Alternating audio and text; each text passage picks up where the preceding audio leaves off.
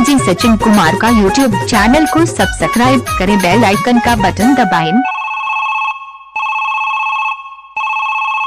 याद कर ले टूरी नंबर ला याद कर बेवो, याद कर ले टूरी नंबर ला याद कर ले वो। दे जाना तोर मोबाइल ला तो किन में बात कर लाऊं, दे जाना तोर मोबाइल ला तो किन में बात कर लाऊं।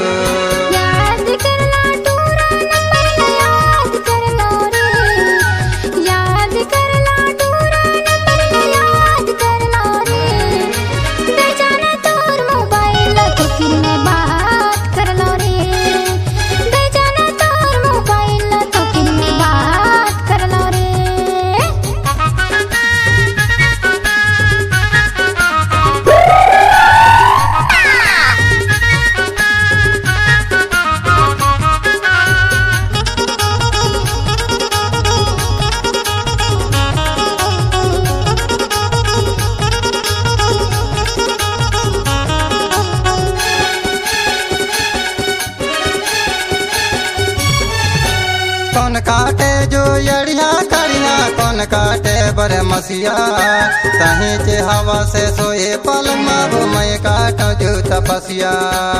हाय दैया कौन काटे जो यड़िया कड़िया, कौन काटे बरे मसिया, तही चे हवा से सोए पल माबू मैं काटो जो तपसिया। रसताला में देखा तेरे था याद कर ले वो, रसताला में देखा तेरे था याद कर ले वो।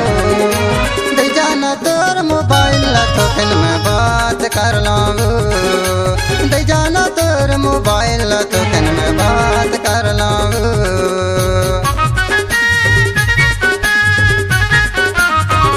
डीजे सचिन राज जिला मंडला वाले।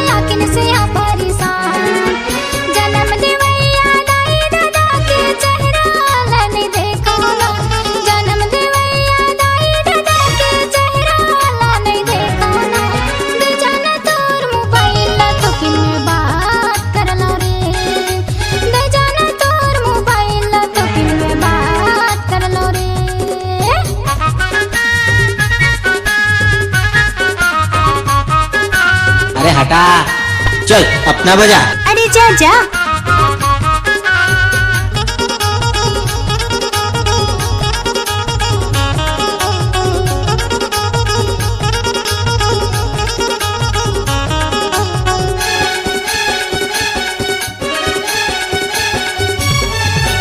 चंदा बोगे टेम टेम में, दिन बोगे दिन रात, या खोरी के कर्मा गवैया वो कहाँ निकल गए ने आज।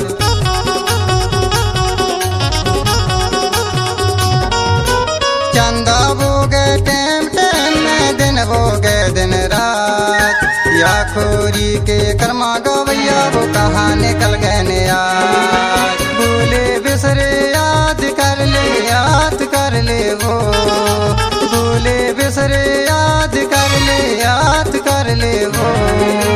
दे जाना तोर मोबाइल ला तो किन में बात कर लाऊं, दे जाना तोर मोबाइल ला तो किन में बात कर लाऊं।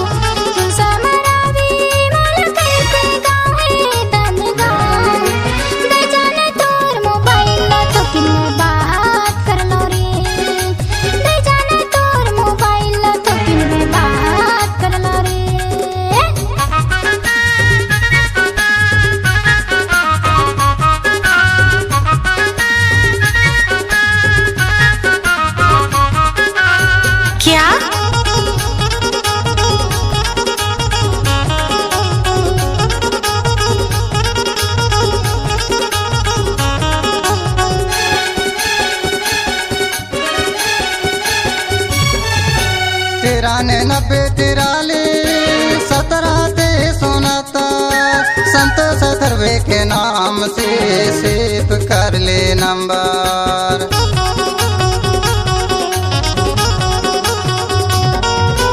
934317 संतोष धरवे के नाम से वो सिलपते कर लेते नंबर। दीवार गढ़ मोरे गाँव लाते याद कर ले वो, दीवार गढ़ मोरे गाँव लाते याद कर ले वो।